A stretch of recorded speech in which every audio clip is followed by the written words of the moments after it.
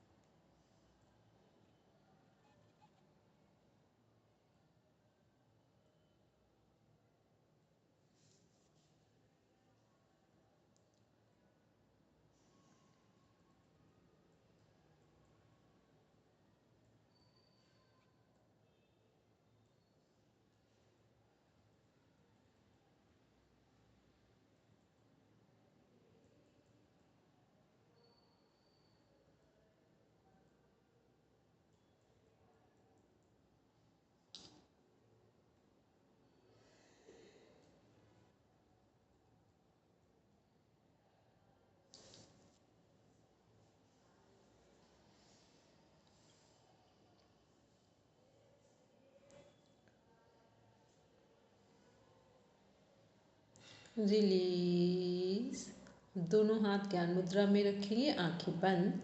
अब सभी करेंगे क्लेविकुलर ब्रीदिंग, मीन्स पूरा ध्यान अपने थायराइड ग्लैंड पर रखेंगे, विशुद्धि चक्र पर रखेंगे।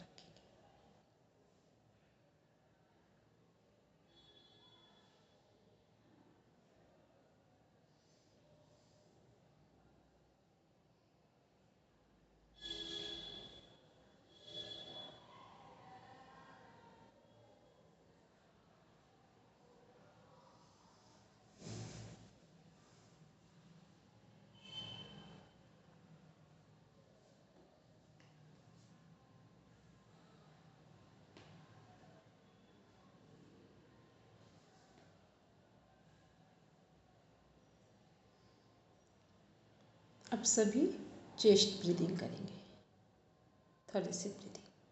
पूरा ध्यान अपने चेस्ट पर रखेंगे, दोनों लंग्स के बीच में, सेंटर पे।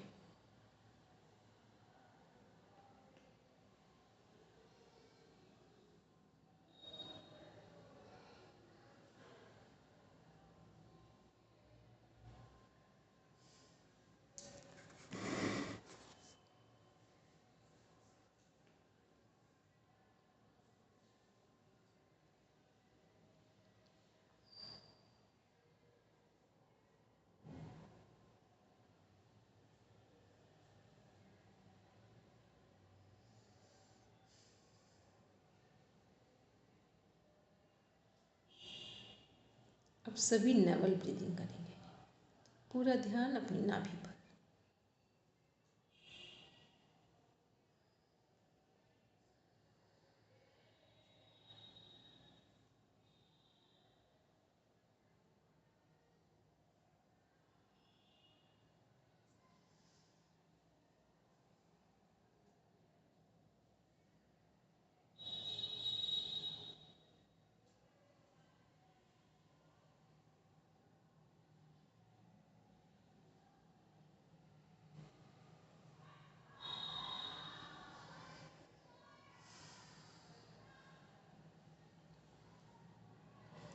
रिलीज।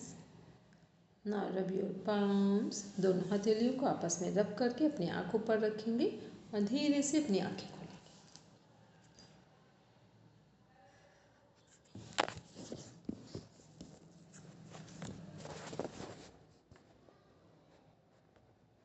किसको किसको नींद आ गई? नींद आ गई कि नींद खुल गई? मैम नींद आ गई कि नींद खुल गई? नहीं मैम, नींद नहीं है। चलिए मैम एक चीज पूछनी थी हमें बताइए। कि डीप ब्रीदिंग में पेट को फुलाना, वो पेट को फुलाए और पेट को बिल्कुल अंदर वैसे ले या नॉर्मल ब्रीथ? डीप ब्रीदिंग का मतलब हो गया पूरे ध्यान से हम श्वास ले रहे हैं, पर ये नहीं है कि इसको पेट को पूरा एकदम से इतना वो करना, एक्सपेंड करना, कॉन्ट्रैक्ट करना, ये डीप ब्रीदिंग है। डीप ब्रीदिंग का मतलब जैसे अभी हम लोग बात कर रहे हैं तो हमने पूरा गहरा सांस लिया है और धीरे से श्वास को छोड़ा है, ठीक, पूरा अवेकनिंग पोजिशन में, ये डीप ब्रीदिंग हो गया। और जब प्राणायाम जब हम लोग कराते हैं, जो होल्ड करने वाले, वहाँ पर इनको ध्यान में रखना होता है। चलो कुछ कह रहे हैं दीदी? जी दीदी। हाँ, क्या दीदी जब भी मैं करती हूँ तो गले में ऐसा लगता है यहाँ पे कुछ हो रहा है और डिस्टर्ब हो जाता है। कोई बात नहीं, सही से पानी पिया कीजिए और प्राणायाम करिए। कई बार ब्लॉकेज होते हैं, सही से सारे मसल्स एक्टिवेट नहीं होते, तब ऐसी फीलिंग आती है। और ऐसा लगेगा कि कुछ अटका हुआ है। मुझे अगर खांसी हो जाती है मैम तो जल्दी ठीक नहीं होती, वैसे बहुत टाइम बाद अभी हल्का सा हुआ है क्योंकि मैं इधर उधर गई हूँ, लेकिन जब भी मैं डीप ब्रीदिंग करूँ, प्राणायाम करूँ, उसी वक्त जरूर होगा, वैसे पूरा दिन ठीक है। नहीं तो वो उस समय पर प्रेशर पड़ता है इसलिए ऐसा लगता है, ठीक है।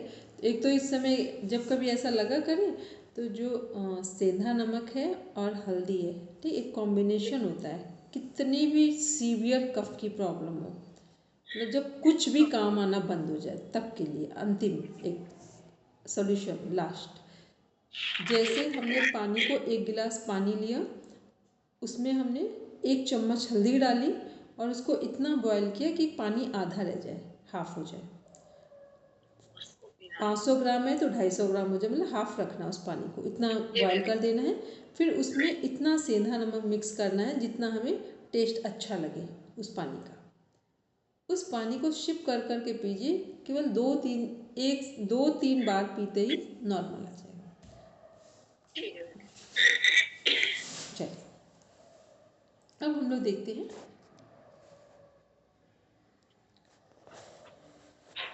कल हम लोगों ने देखा था योग के सामान्य भ्रांतियाँ। ये योग में कौन कौन सी भ्रांतियाँ हैं। फर्स्ट है, रिंदी माइक म्यूट करेंगे सब लोग तो आवाज़ क्लियर हो।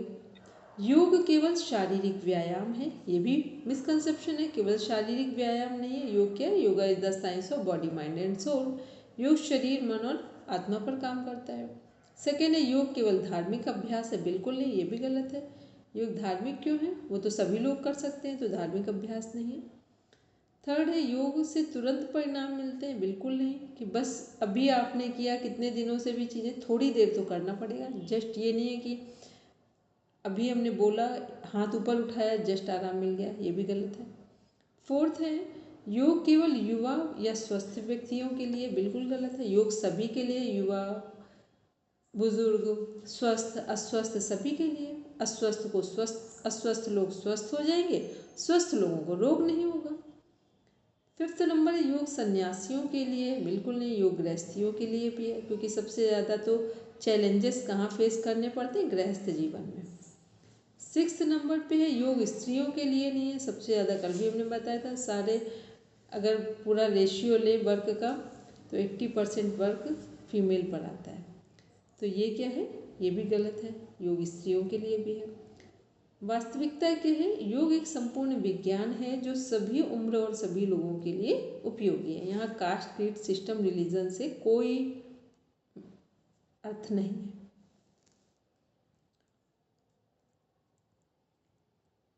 अब देखते हैं योग की उत्पत्ति। ये हमने लोगों ने एक उसमें देखी कि योग की उत्पत्ति कहाँ से मानी जाती है। एक युज धातु से मानी जाती है और एक है कि कहाँ से उसकी शुरुआत हो रही है, उस उत्पत्ति से।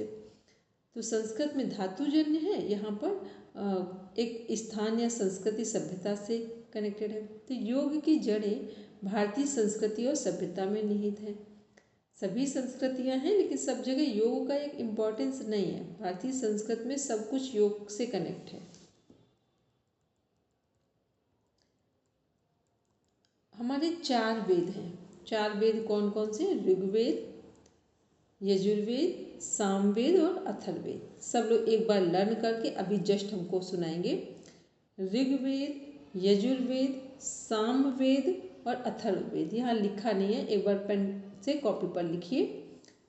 4 वेद हैं, ऋग्वेद, यजुर्वेद, सामवेद और अथर्ववेद। जिनको लर्न हो गए वो हमको बता दें।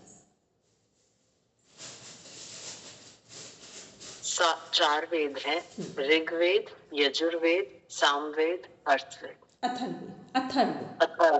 अथर्ववेद। बोलेंगे रिंदी?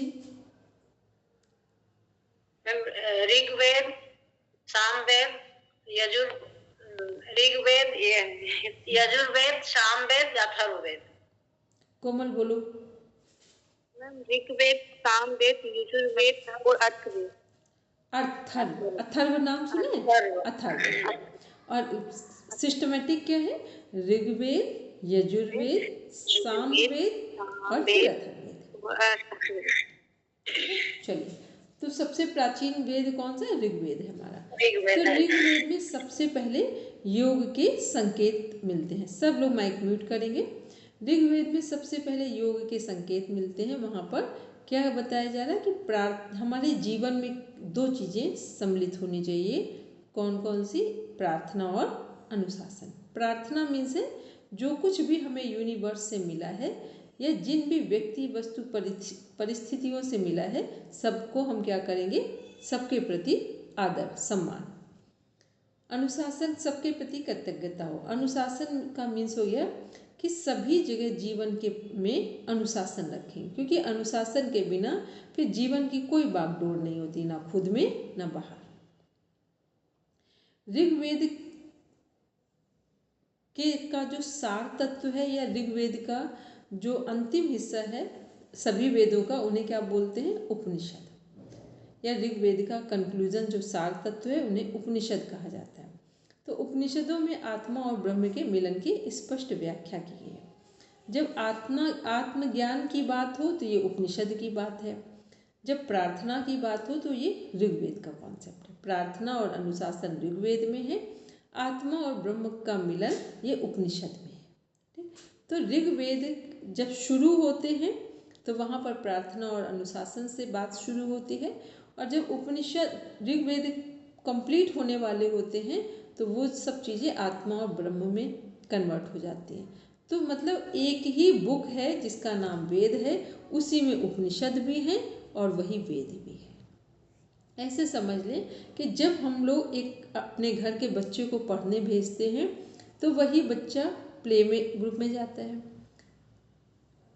और फिर एक टाइम ऐसा भी आता है कि वो खुद भी टीचर बन जाता है या खुद एक एक्सपर्ट बन जाता है। तो इसका मीन्स हुआ कि जब हम शुरू करते हैं तब साधारण चीज़ों से शुरू करते हैं, सिस्टम से, और फिर जब हम पूर्ण करते हैं तो उसकी गहराई में पहुंच जाते हैं। तो ऋग्वेद में आप इसको दूसरे अर्थों में समझ लें। जो हमारे वेद हैं वो क्या समझाते हैं कि प्रकृति में जो कुछ भी हमें मिला है उसका हमें सम्मान पूर्वक सदुपयोग करना है। क्या करना है? सम्मान पूर्वक सदुपयोग करना है, चाहे वो व्यक्ति हो, चाहे वो वस्तु हो, और चाहे वो परिस्थिति हो।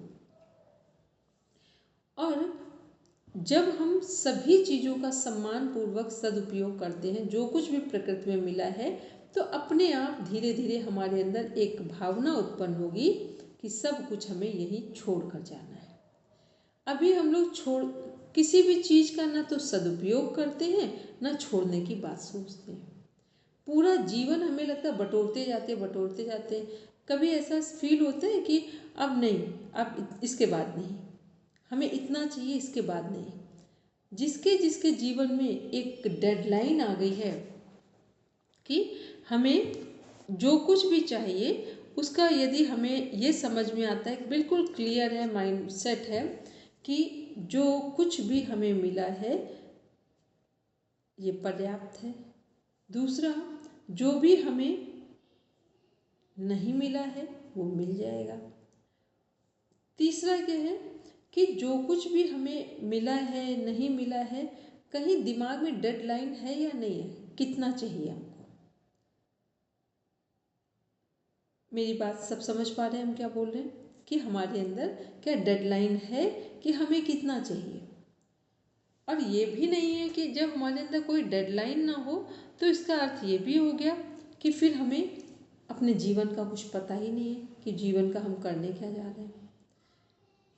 जब शांत बैठे तो अपने जीवन का एक असेसमेंट जरूर करना चाहिए कि हमें जीवन में हम जो कुछ भी सोचते थे या कभी सोचा हमने, उसमें से क्या क्या हमको मिला और क्या क्या नहीं मिला।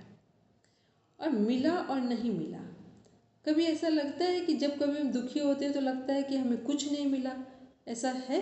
नहीं, बहुत बार ऐसा हुआ है कि जो हमने चाहा वो हमें मिला है। लेकिन जब कोई चीज़ मिल जाती है वैसे ही हम उसके मिलने की बात को भूल जाते हैं, फिर हम नई चीज़ों में आ जाते हैं। तो ये क्या है? जीवन एक चक्र है जिसमें हर बार ऊपर नीचे चीज़ें घूमती हैं। तो यहाँ केवल हमें ये समझना है कि कुछ मिलेगा और कुछ छूटेगा। कुछ मिलेगा, कुछ छूटेगा।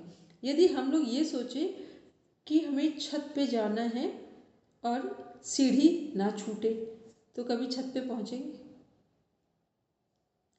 और छत से नीचे आना हो तो क्या ऐसा हो सकता है कि छत ना छूटे और नीचे आ जाएंगे? यदि हमने इतने ध्यान से चीज़ों को समझा है तो जीवन थोड़ा सरल लगेगा कि जीवन में कुछ छूटेगा और कुछ मिलेगा, और कुछ भी यहाँ ऐसा नहीं है जो परमानेंट है। ये किसका ज्ञान है? ऋग्वेद का। तो ऋग्वेद क्या कह रहे हैं कि जो हमें जिस परिस्थिति में मिले उसी समय उसका सम्मान पूर्वक सदुपयोग कर दें, चाहे वो व्यक्ति हो, चाहे वो वस्तु हो, और चाहे परिस्थिति हो सकता है किसी की आज नहीं छूटी है, 10 साल बाद छूट जाएगी। लेकिन छूटेगी जरूर। और कुछ नहीं छूटेगा तो हमारा शरीर तो छूटेगा ही। अगर कुछ नहीं छूटा तो हमारा शरीर तो छूटेगा ही। तो इसका मीन्स है चाहे सामान पहले छूटे और चाहे हमारा शरीर छूटे पहले। तो इसका अर्थ ये हुआ कि वेद कह रहे हैं कि हमें जो कुछ भी मिले, आज अभी मिला है, उसको धन्यवाद के साथ, पूरा सम्मान के साथ उसका सदुपयोग करें और इस भाव से करें कि कल ये मेरा नहीं होगा या किसी और के लिए होगा। तो अच्छे ढंग से सदुपयोग कर दे। कई बार हम लोग बहुत परेशान होते हैं ना, अपने बच्चों का क्या करेंगे, इनका क्या करेंगे। हो सकता है जिस घर के पीछे आपने बहुत लड़ाइयाँ लड़ी, कल बच्चे उस घर में कभी रहे ही ना, वो दूसरा घर पसंद कर ले, उनकी ऐसी अच्छी पोजीशन हो, वो यहाँ ना रहे, बाहर रहने शिफ्ट हो जाए। और हम सब लोगों ने क्या कर रखा, उसी घर के पीछे कितने तनाव ले लिए। इस घर में जो पैतृक संपत्ति होती सबसे ज़्यादा विवादित होती। और ये देखो कितने लोग गुजर गए उसको छोड़ के। ठीक, जो पीढ़ी आ रही सब दावा कर रही, सब लड़ रही तो कभी ध्यान ही नहीं जा रहा इन चीज़ों में। इतने लोग गुजर गए, हम भी इसी से गुजर जाएंगे। तो जितना अधिकार में आपको मिल जाए कोशिश कर लो, लेकिन इतना ना कर दो कि हम जान ले लेंगे या जान दे देंगे। ठीक, ये ध्यान में रखना है। तो ये क्या है, ये हमें ऋग्वेद बता रहे हैं कि हम जीवन का सदुपयोग करें। और जो व्यक्ति शांत भाव से जीवन के प्रति कृतज्ञ हो जाता है, उसको ये यूनिवर्स किसी भी चीज़ के लिए खाली नहीं रखता है। वो थोड़ा देर हो सकता है आगे पीछे, लेकिन खाली कभी नहीं होता है। ठीक, और जो लोग बहुत लालची बुद्धि वाला जीवन जीते हैं, उनके पास कितना भी कुछ हो जाए वो अतृप्त ही होते हैं। तो ये क्या है, ये ऋग्वेद का वाक्य है कि प्रार्थना मीन्स हुआ हर चीज़ के लिए प्रार्थना करनी है ईश्वर से, हर बात के लिए धन्यवाद देना है और अपने जीवन को एक व्यवस्था में रखना है, एक अनुशासन में रखना है। ऋग्वेद का अनुशासन क्या है, सही समय पर सोएं, सही समय पर जगें, जो हमारी ईमानदारी से हमारे हिस्से का हो उससे भोजन लें, प्रेम से बनाए शांत मना स्थिति से भोजन को करें, जितना मेरे हिस्से का है वो मेरा है, बाकी मेरा नहीं है, उसको ईमानदारी से लौटा दें। ये सब क्या है, ये ऋग्वेद इतना क्लियर कर रहा है कि हमारे जीवन को सुखी कैसे रखा जा सकता है। और जितना कम हो, जितना उतना चीज़ों को कम रखें, बहुत बढ़ाएं नहीं, बहुत इतना विस्तार ना करते जाएं कि अपनी चीज़ को समेट ही ना पाएं। तो ऋग्वेद अनुशासन सिखा रहा है कि हर बात का अनुशासन हो हमारे जीवन में। फिर उपनिषद क्या सिखा रहे हैं, जब हम अनुशासित जीवन जिएंगे, प्रार्थना के साथ जीवन जिएंगे, धन्यवाद कृतज्ञता के साथ जीवन जिएंगे, तो उपनिषद कह रहे हैं फिर हम अपनी आत्मा के प्रति कुछ विचार करेंगे कि हमारा जीवन हमें क्यों मिला है। तो आत्मा और ब्रह्म का मीन्स हो गया कि हम अपनी आत्मा के साथ या अपनी आत्मा को परमात्मा से जोड़ने का प्रयास करेंगे, मीन्स परमात्मा के गुणों को अपने अंदर धारण करने का प्रयास करेंगे। ये उपनिषद का ज्ञान है। तो वेदों ने क्या सिखाया कि अनुशासित जीवन हो, धन्यवाद प्रार्थना के साथ जीवन की शुरुआत हो और हर चीज़ का इस सृष्टि में सदुपयोग करना है और दूसरों के लिए छोड़ते जाना है। फिर उपनिषद क्या कह रहे हैं, जब हमने इतना क्लियरिटी से अच्छा जीवन जीना शुरू किया, तब हम धीरे धीरे आपके अंदर कम कुछ अच्छा सोचने की बात आती है। जब आप कुछ चीज़ों से विराम देते हैं, जब आप पूरे टाइम टीवी देखें या पूरे टाइम लोगों से बुराई भलाई करें, तब आपके अंदर कुछ अच्छे विचार बहुत देर नहीं आ सकते हैं या जल्दी नहीं आएंगे। तो ये क्या है, तो जब वेदों का हमने सही पालन किया, वेदों की बात को माना, तो उपनिषद का जो ज्ञान है वो धीरे धीरे हमारे अंदर उत्पन्न होगा। और मनुष्य जीवन आत्मा और ब्रह्म का मिलन की व्याख्या के अंदर क्या है, इसी का अर्थ है मोक्ष। तो मोक्ष मीन्स क्या हो गया कि हर क्षण हर परिस्थिति में आनंदित रहेंगे, शांत रहेंगे और हर काम को आनंद और शांति के साथ करेंगे। ये है उपनिषद का कंक्लूजन, उपनिषद का सार है। फिर भगवत गीता में इसी बात को क्या बोल रहे हैं, भगवत गीता में ज्ञान में योग को ज्ञान, कर्म और भक्ति के रूप में बताया गया। भगवत गीता में कहा गया है कि भक्ति योग के माध्यम से भी योग को हम उपलब्ध हो सकते हैं या मोक्ष प्राप्त कर सकते हैं। कर्म योग के माध्यम से भी मोक्ष को प्राप्त कर सकते हैं और ज्ञान योग के माध्यम से भी कर सकते हैं। भक्ति का मीन्स हो गया हर काम परमात्मा को समर्पित है। झाड़ू लगाई वो भी परमात्मा को समर्पित, भोजन बनाया वो भी परमात्मा को समर्पित, अच्छे लोग घर में हैं वो भी परमात्मा को समर्पित, कुछ लोगों को बहुत गुस्सा आ रहा है हमें गलत समझ रहे हैं वो भी परमात्मा को समर्पित। मतलब हर काम ईश्वर को समर्पित, ये भक्ति योग के का माध्यम है। कर्म योग क्या है? हर काम को कुशलता के साथ करना। हर दिन नए चैलेंज आ रहे हैं, बार बार हम नए चैलेंज को एक्सेप्ट कर रहे हैं, दुखी नहीं हो रहे हैं, ये कर्म योग हो गया। ज्ञान योग मीन्स हो गया सद्बुद्धि के साथ काम करना। ज्ञान योग का मीन्स हो गया अपनी आत्मा की संतुष्टि के लिए कार्य करना। तो उपनिषद का जो में आत्मा और ब्रह्म के मिलन की व्याख्या है वो ज्ञान योग का माध्यम है। फिर महर्षि पतंजलि के योग सूत्रों में राजयोग की आधारशिला रखी गई है। राजयोग क्या है? राजयोग मीन्स हो गया राज करना। किस पर राज करेंगे? अपने मन पर राज करेंगे, ये है राजयोग। तो राजयोग का मीन्स हो गया जहाँ कहीं भी हम लोग देखते हैं ना बीके सिस्टर शिवानी राजयोग मेडिटेशन, जहाँ जहाँ राजयोग लिखा होगा वहाँ मेडिटेशन लिखा होता है, राजयोग ध्यान या राजयोग मेडिटेशन। इसका मीन्स हो गया कि राजयोग का मीन्स है अपने मन को नियंत्रित करना, बस सीधी सी बात हो रही है। तो महर्षि पतंजलि का क्या है? आधारशिला है। महर्षि पतंजलि का जो योग है वो राजयोग क्या है? आधारशिला है। कैसे हम अपने मन को कंट्रोल करें या मन पर राज करें। यदि मन हमारा कंट्रोल में होगा तो सब कुछ हमारे कंट्रोल में होगा, मन कंट्रोल में नहीं होगा तो कुछ भी हमारे कंट्रोल में नहीं होगा।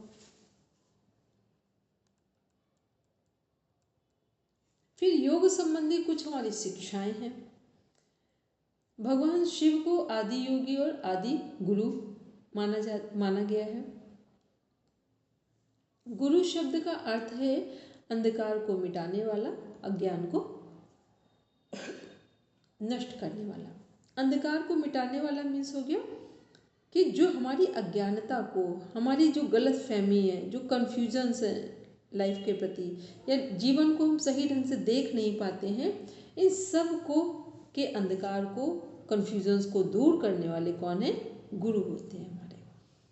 गु का अर्थ होता है अंधकार, रू का मीन्स होता है प्रकाश, मीन्स अंधकार से प्रकाश की ओर ले जाए, उनका नाम गुरु है।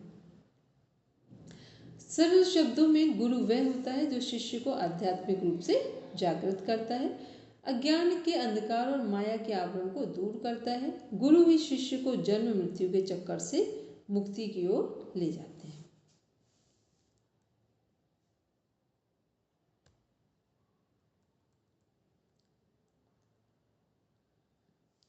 नेक्स्ट है गुरुकुल प्रणाली।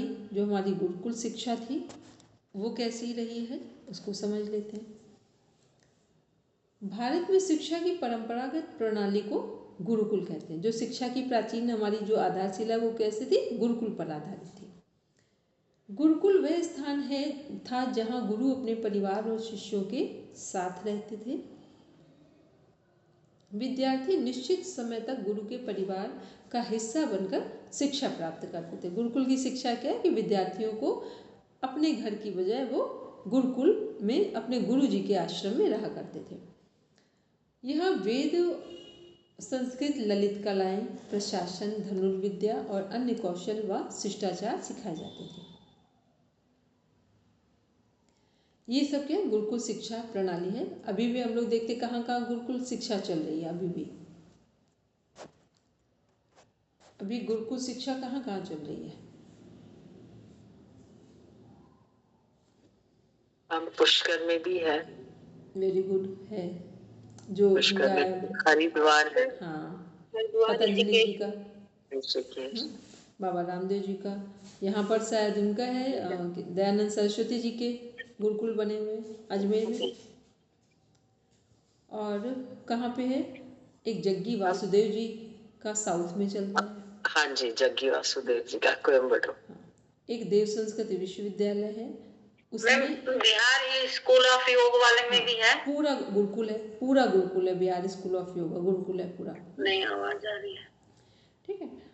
ऐसे कई गुरुकुल चल रहे हैं। ये हमने वो उन गुरुकुल के हम लोगों ने नाम लिए। अभी हम लोगों के कानपुर में बहुत सारे गुरुकुल चल रहे हैं, ठीक है। तो हर जगह लगभग गुरुकुल चलाए जा रहे हैं। कुछ जगह गुरुकुल का पूरा वैज्ञानिक स्वरूप अध्यात्म के साथ दिया गया है और कुछ जगह केवल अभी उनका आध्यात्मिक स्वरूप है, बस इतना अंतर है।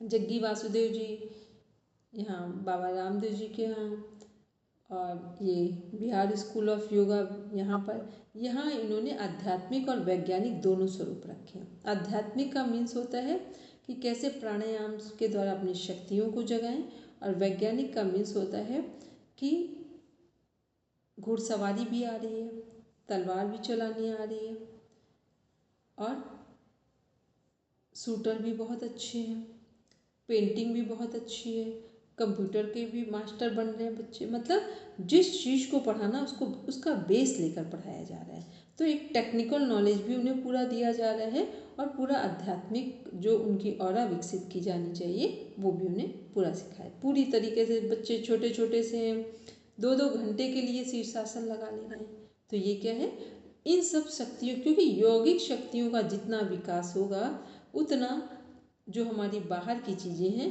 उनको गेन करना, उनको प्राप्त करना एकदम सरल होता है। क्योंकि बाहर है ही क्या, बाहर की चीज़ें बहुत छोटी सी हैं। व्यक्ति का जब अपना मन कंट्रोल में होता है, जब वो अपने आप में जागृत अवस्था में होता है, तो उसके लिए बाहर की चीज़ें बड़ी सामान्य सी हो जाती हैं। तो ये हमने गुरुकुल पद्धति की बात की कि गुरुकुल शिक्षा प्रणाली कैसी रही और अभी कैसा क्या चल रहा है, ठीक। अब देखते हैं नेक्स्ट इसी में वैदिक जीवन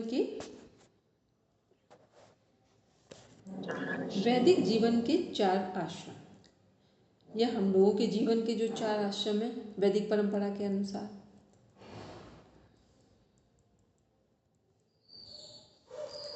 ब्रह्मचर्य आश्रम टाइम कितना है, जन्म से 25 वर्ष।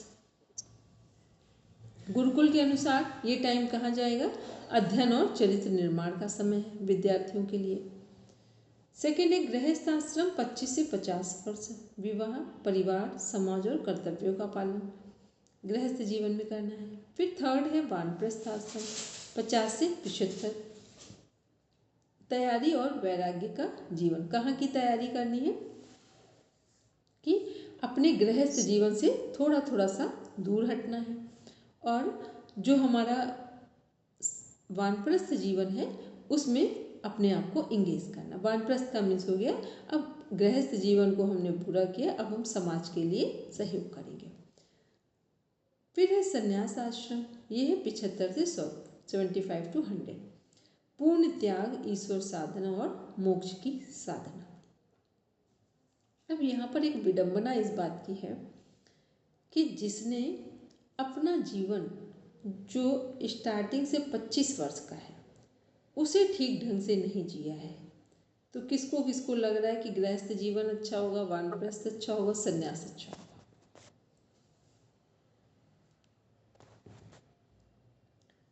जिन लोगों ने सही ढंग से अपना स्टार्टिंग का लाइफ नहीं जी है वो उनका गृहस्थ जीवन अच्छा हो सकता है या संन्यास का कौन सा जीवन अच्छा हो सकता है, समय कौन सा अच्छा हो सकता है? कोई सा भी जीवन। वेरी गुड, कोई भी नहीं होगा।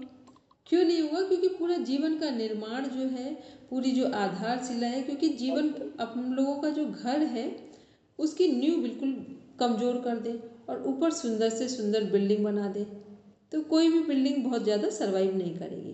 तो इसका अर्थ हुआ कि जो हमारा स्टार्टिंग का जीवन, जैसे कभी सुना होगा बहुत सारे लोग पूरे जीवन बिल्कुल से हर चीज़ के प्रति घृणा का भाव है, हर चीज़ के प्रति द्वेष का भाव है, ना तो ईश्वर के होने का उन्हें यकीन है ना होने का है। ऐसे लोग जब अंतिम समय होता है तो लोग बोलते हैं अब राम राम बोलो, अब ऐसे करो।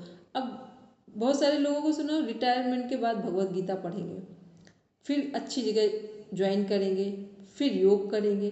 तो जब हमने स्टार्टिंग लाइफ में जो चीज़ें नहीं की हैं वो रिटायरमेंट के बाद हमारी हैबिट का हिस्सा नहीं बनती। जो बनना होता है वो पहले से हमारा, भले टाइम ना मिले लेकिन कम से कम हमें अच्छे और बुरे की समझ, जो व्यक्ति अपनी 19 साल की उम्र में जो होता है वही उसके पूरे जीवन में दिखाई देता है।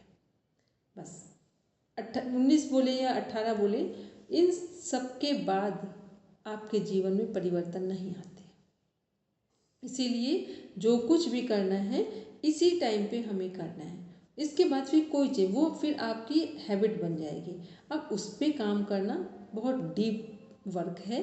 अब इसमें बहुत डीप में काम किया जाए तो सुधार के चांस थोड़े बहुत बनते हैं, लेकिन ना के बराबर हैं। चांसेस जो हैं वो स्टार्टिंग लाइफ में बनते हैं हमारे। ठीक है, तो ये हमारे जो 4 हमने ये देखे आश्रम देखे, तो ये 4 आश्रम क्या कर रहे हैं, 4 के चारों जो हमारे आश्रम हैं ये हमें ये बता रहे हैं कि हमें ने यदि स्टार्टिंग की जो लाइफ है उसको हमने ठीक रखा है तो फिर हमारे नीचे के जो 25-25 वर्ष का जो डिवीज़न है वो ठीक होगा। अब देखते हैं हम लोग इसमें आगे।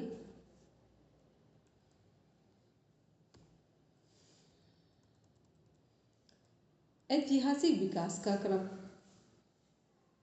योग का जो हिस्ट्री है, हिस्टोरिकल डेवलपमेंट है, उसको देखते हैं। योग का इतिहास और विकास, जो हमारी सिंधु घाटी सभ्यता है, इंडस वैली, लगभग 5000 वर्ष पूर्व योग साधना करते हुए देवताओं और ऋषियों की मूर्तियां मिली हैं। सेकंड है वैदिक काल, सृष्टि से 600 ईसा पूर्व 600, जो हमारा हम लोग पढ़ते ना बिफोर क्राइस्ट आफ्टर क्राइस्ट। तो ये क्या है, ये हमारा जो टाइम है ईसा पूर्व, मीन्स जो हमारी ये वाला अभी का टाइम चल रहा है 25 उसमें चल रहे हैं 2025 चल रहा है। तो ये क्या है कि ये हमारा 1 से शुरू हुआ था। तो ये जो फर्स्ट से जो शुरू हुआ तो उससे पहले जो ईसा पूर्व का मीन्स हो गया उससे पहले का टाइम। तो सृष्टि से 600 ईसा पूर्व तक का योग का वर्णन, ये वैदिक काल का टाइम। इसके टाइम को थोड़ा सा ध्यान में रखेंगे, वैदिक काल कौन सा है और सिंधु घाटी सभ्यता। फिर है योग, ऐसे बहुत डीप में नहीं जाएंगे, अभी कुछ भी ना लगे तो केवल आप पढ़ेंगे, नहीं तो अभी स्टार्टिंग में लगेगा टफ लग रहा है। इसके बाद देख रहे हैं नीचे योग का वर्णन।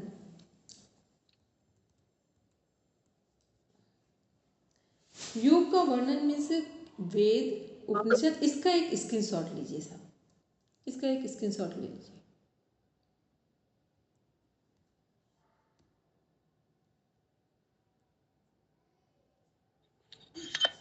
वैदिक काल जो है हमारा, उसमें नीचे योग का वर्णन है। वेद, उपनिषद, पुराण, रामायण, महाभारत, गीता, योग वशिष्ठ और स्मृतियाँ, ये सभी जो ग्रंथों की रचना हुई है। यहाँ पर योग का उल्लेख कहाँ का है, वैष्णव संप्रदाय में भी योग का उल्लेख है, नाथ संप्रदाय में भी, जैन धर्म में भी, बौद्ध धर्म, सभी परंपराओं में योग का उल्लेख है। मतलब ये जो वर्ड्स लिखे, जो हमारे जितने भी मेन हमारे रेफरेंस बुक्स हैं, इन सब में योग का वर्णन किया गया है। कोई भी ऐसा धर्म नहीं है, कोई भी ऐसे हमारे वैदिक ग्रंथ नहीं है जिनमें योग समाहित ना हो। किसी न किसी रूप में योग सभी जगह मस्ट है, सभी जगह रखा गया है।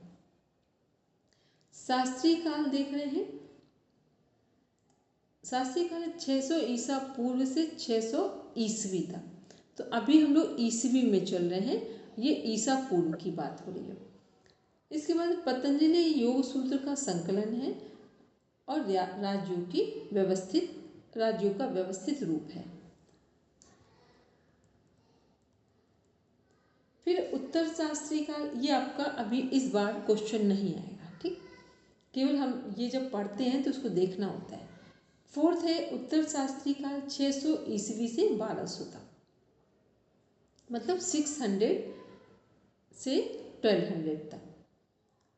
योग सूत्र पर टीकाएं और व्याख्याएं लिखी गई। क्या कौन कौन सी टीकाएं और व्याख्याएं, राजमार्ग भोजदेव, योग सूत्र दीपिका भावा गणेश, मणि प्रभा वृत्ति रामानंद, ये हमारी कुछ बुक्स हैं और उनके राइटर्स हैं। इसके बाद देख रहे हैं शंकराचार्य और रामानुजाचार्य का विशेष योगदान। शंकराचार्य जी का नाम सबने सुना है कि नहीं सुना है, सबने सुना होगा, आद्य शंकराचार्य जी का नाम सुना है कि नहीं सुना, नाम तो पूछ ले, सबने सुना? मैम सुना है, जो 4 धाम बनाए हुए थे। हाँ, वेरी गुड, ठीक। अच्छा, और उनका एक श्री सूक्त का पाठ पढ़ा जाता है, ये सुना है कभी कि नहीं सुना है? मैम सुना है लेकिन पढ़ा नहीं है। ठीक, ये जो श्री सूक्त की रचना है पूरी वैज्ञानिक और आध्यात्मिक है, ये इन्हीं के द्वारा रचित है। फिर देखते हैं इसमें आगे 5th नंबर पे हठ योग और भक्ति योग का उत्कर्ष काल। वो कौन सा टाइम है जहाँ पर हठ योग और भक्ति योग अपने टॉप पर थे? कोमल माइक म्यूट करेंगे। ये टाइम है 1200 ईस्वी से सेंचुरी से 1857 ईस्वी तक का। ये 1857 की कौन सी डेट है? एक फेमस डेट है हमारे अंग्रेजों के खिलाफ जो रानी 1857 की क्रांति थी ना, जिसमें रानी लक्ष्मीबाई ने लड़ाई की थी, वो मंगल पांडे ये लोग थे।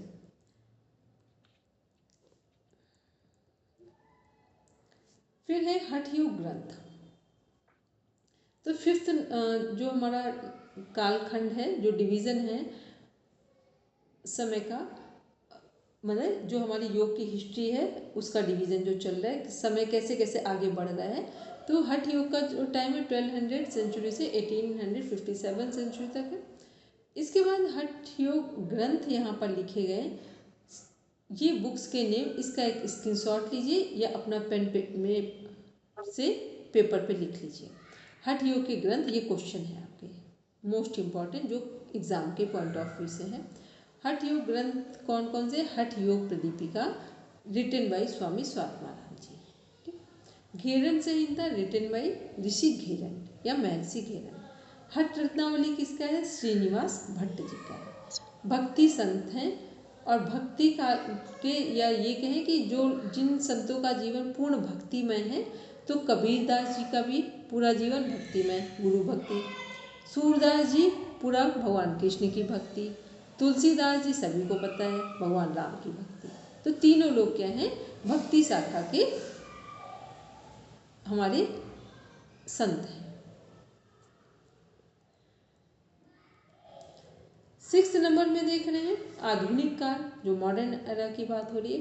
1857 से अभी तक, 1857 से अभी तक के समय को क्या बोलते हैं? आधुनिक काल, मॉडर्न एरा।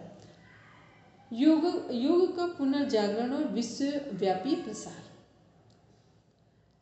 कितने लोगों ने इस पर काम किया है? स्वामी माधवदास, स्वामी शिवानंद, स्वामी दयानंद सरस्वती जी, महर्षि योगी, श्री धीरेन्द्र ब्रह्मचारी जी, परमहंस योगानंद जी, स्वामी विवेकानंद जी, पंडित श्री राम शर्मा आचार्य जी, स्वामी कुवलयानंद जी, टी कृष्णमाचार्य, BKS अयंगर आदि आचार्यों द्वारा पुनर्जागरण में सहयोग दिया गया। ये बहुत सारे नाम, इनमें से जो नाम आपको याद रह जाए वो ध्यान रखना। कौन कौन से नाम याद रह सकते हैं? एक स्वामी दयानंद सरस्वती जी याद रह सकता है, ठीक, जो बहुत पॉपुलर नाम है। फिर स्वामी विवेकानंद जी, ये भी रह सकता है, ठीक। अब इसके बाद कोई भी याद रह जाए तो ठीक है। अब इसमें एक नाम देख रहे हैं हम लोग, टी कृष्णमाचार्य। इनको क्या कहा जाता है? मॉडर्न योग का फादर कहा जाता है, टी कृष्णमाचार्य। ये क्वेश्चन का पार्ट है, इसलिए इसको लिख लेंगे। अब देख रहे हैं हम लोग इसमें आगे डेवलपमेंट ऑफ प्रेजेंट एरा, वर्तमान विकास जो है हमारा कैसा चल रहा है, उसमें क्या काम हो रहा है। आज योग को समग्र स्वास्थ्य और आंतरिक शांति का विज्ञान माना जाता है। संयुक्त राष्ट्र ने 21 जून को अंतर्राष्ट्रीय योग दिवस घोषित किया था। 2014 में सरकार बनी थी, सबको याद है ना, मोदी सरकार में ये काम हुआ है। इसके बाद योग का प्रयोग आज थेरेपी, शिक्षा और जीवन शैली के रूप में विश्व भर में हो रहा है। नेक्स्ट है एक्सप्लेनेशन, क्या है 1.2 में योग की उत्पत्ति, इतिहास और विकास। तो हम लोगों ने क्या क्या पढ़ा है इसमें? पहले उत्पत्ति देखी, फिर इतिहास भी देखा, फिर हमने विकास का क्रम देखा। कोमल कुछ कह रहे हो या माइक नहीं कह रहे हो तो माइक म्यूट करो जल्दी से। 1.2 में है योग, उत्पत्ति, इतिहास और विकास। योग की उत्पत्ति देखी, ओरिजिन ऑफ योगा। योग का जन्म भारत की प्राचीन सभ्यता और संस्कृति में हुआ है। यह केवल शारीरिक व्यायाम नहीं बल्कि जीवन जीने की एक संपूर्ण पद्धति है। ऋग्वेद सबसे प्राचीन वेद है, योग के बीज मिलते हैं। इसमें मंत्र, प्रार्थना और अनुशासन का महत्व बताया गया है।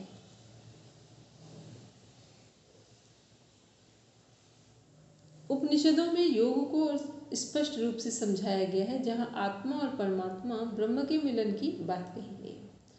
भगवद गीता महाभारत का अंश योग को 3 रूपों में प्रस्तुत किया गया है, ज्ञान योग, कर्मयोग, भक्ति योग। तो भगवद गीता में 3 तरह के योग की बात की जा रही है, ज्ञान योग, भक्ति योग और कर्मयोग की। फिर महर्षि पतंजलि ने क्या किया है, महर्षि पतंजलि ने योग सूत्र लिखकर योग को व्यवस्थित रूप दिया। उसमें अष्टांग योग, यम, नियम, आसन, प्राणायाम, प्रत्याहार, धारणा, ध्यान, समाधि की स्थापना की। मतलब सारे जो ग्रंथ हैं सभी अच्छे हैं, लेकिन योग सूत्र सबसे व्यवस्थित ढंग से, सबसे सुंदर ढंग से रचित ग्रंथ है।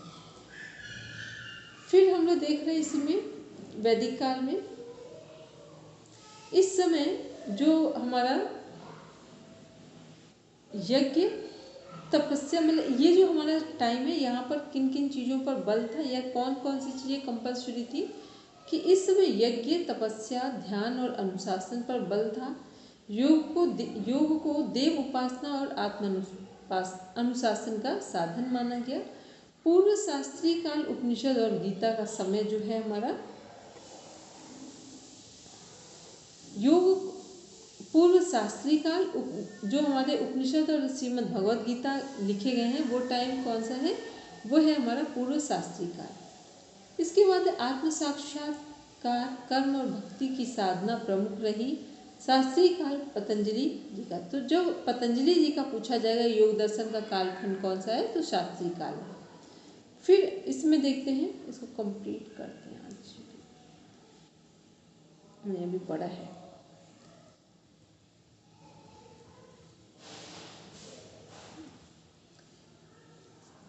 योग को देव उपासना और आत्मानुशासन का साधन माना गया।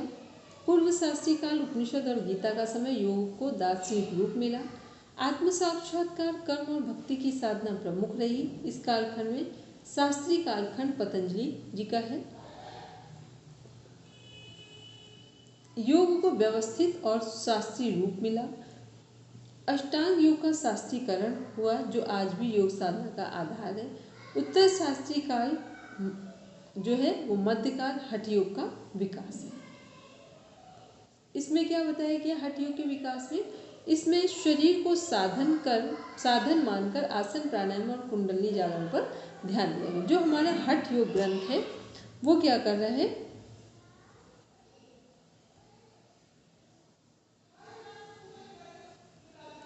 हठ योग ग्रंथ हमारा शरीर की साधना समझाता है। ठीक, राजयोग मन की, हठ योग शरीर की। तो हठ योग जो हमारा है, हठ योग के सभी ग्रंथ हैं, वो क्या करते हैं, सबसे पहले शरीर को ठीक करें, फिर मन को ठीक करेंगे।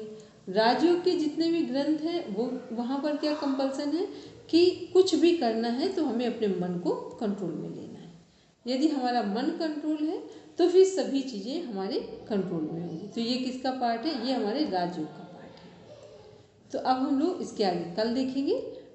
अब आपके पास 2 दिन का टाइम रहेगा, पूरा प्रॉपर एक बार रिवीजन कर लेंगे, की नोट्स बना लेंगे और अनुलोम विलोम, प्राणायाम, सेक्शनल ब्रीदिंग, इन सब की प्रैक्टिस करके शशांकासन की रखिए। ठीक है, चलिए अब सब करेंगे शांति पाठ। अब जहाँ अच्छे ढंग से पढ़ेंगे, देखेंगे, जो जो चीज़ें समझ ना आई हो उनको एक जगह नोट कर लेंगे, बताने के लिए, हमसे पूछने के लिए, और सभी चीज़ें पढ़नी है पर वो एग्ज़ाम में नहीं आएंगी। ओम शांति शांति शांति, सर्वारिष्ठर्षु शांतिर्भवतु। Now rub your palms, touch your eyes, then open your eyes. चलो सबको प्रणाम, शुभ रात्रि।